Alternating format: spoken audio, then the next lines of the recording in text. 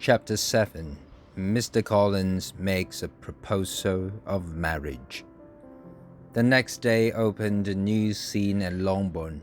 Mr. Collins made a formal proposal of marriage.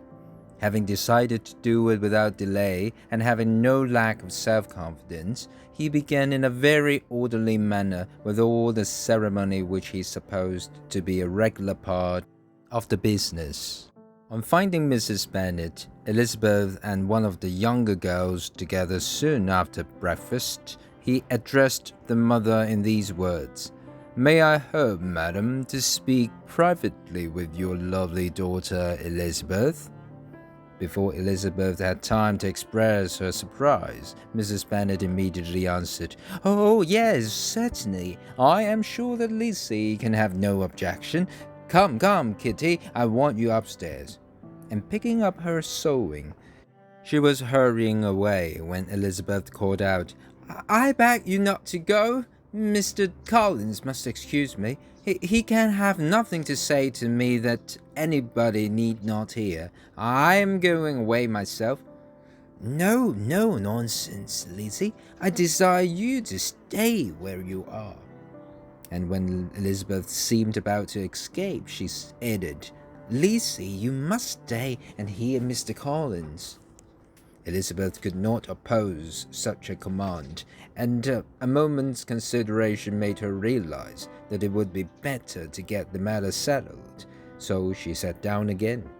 Mrs. Bennet and Kitty walked off, and as soon as they were gone, Mr. Collins began. "Believe me, my dear Miss Elizabeth, your behavior only adds to your other perfections.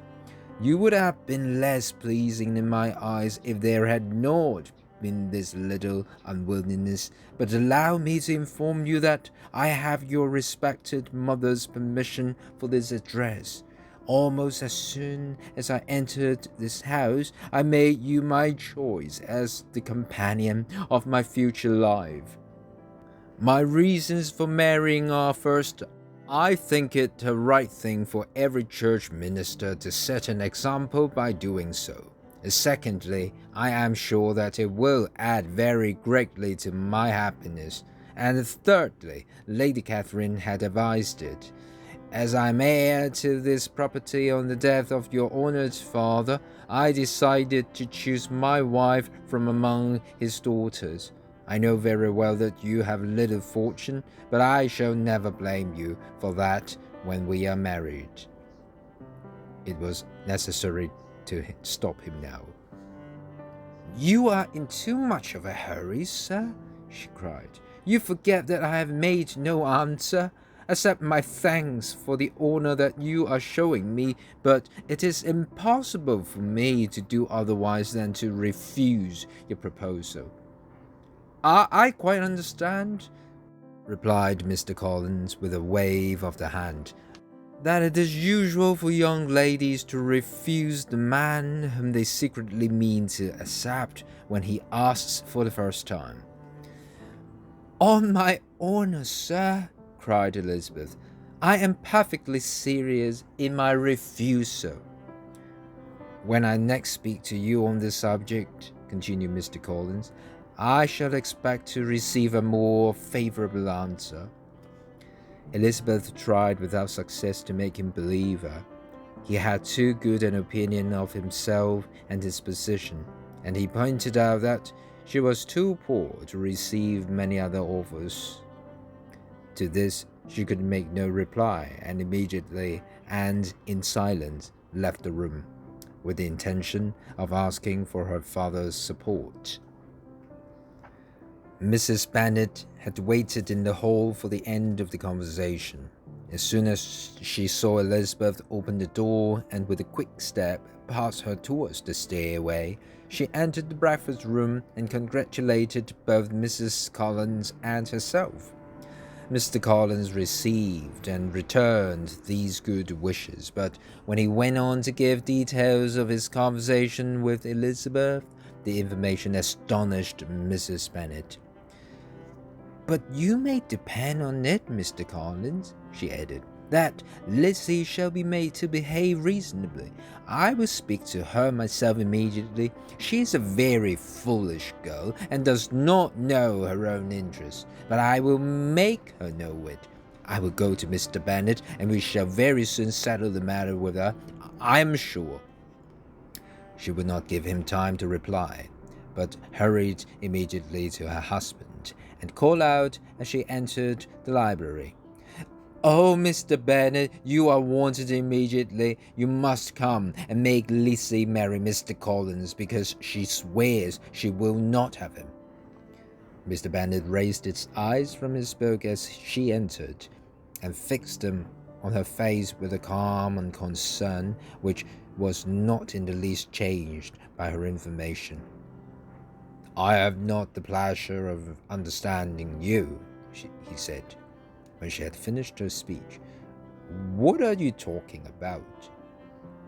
"Mr. Collins and Lizzie. Lizzie says that she will not have Mr. Collins, and if you do not hurry, he will change his mind and not have her." "And what am I to do about it? It seems a hopeless business." "Speak to Lizzie about it yourself. Tell her that she must marry him." "Let her be called down. She shall hear my opinion." Mrs. Bennet rang the bell, and Miss Elizabeth was sent for. "Come here, child," said her father as she appeared. "I have sent for you on an affair of importance. I understand that Mr. Collins had made you an offer of marriage. Is it true?" Elizabeth replied that it was. "Very well. And you have refused this offer of marriage?" "I have, sir." "Very well. We now come to the point. Your mother demands that you accept it. Is it not so, Mrs. Bennet?" "Yes, or I will never see her again."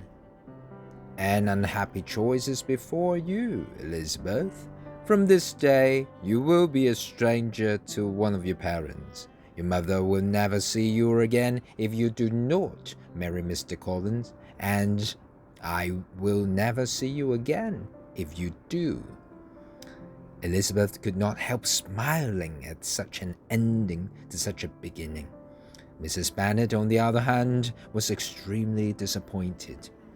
She returned to the subject repeatedly, using both persuasion and threats to try and change her daughter's mind. Mr. Collins himself remained silent and offended, unable to understand how his cousin could possibly refuse him. While the family were in this state, Charlotte Lucas came to spend the day with them. Mr. Collins' attentions were now turned to her, which Elizabeth found to be a great relief.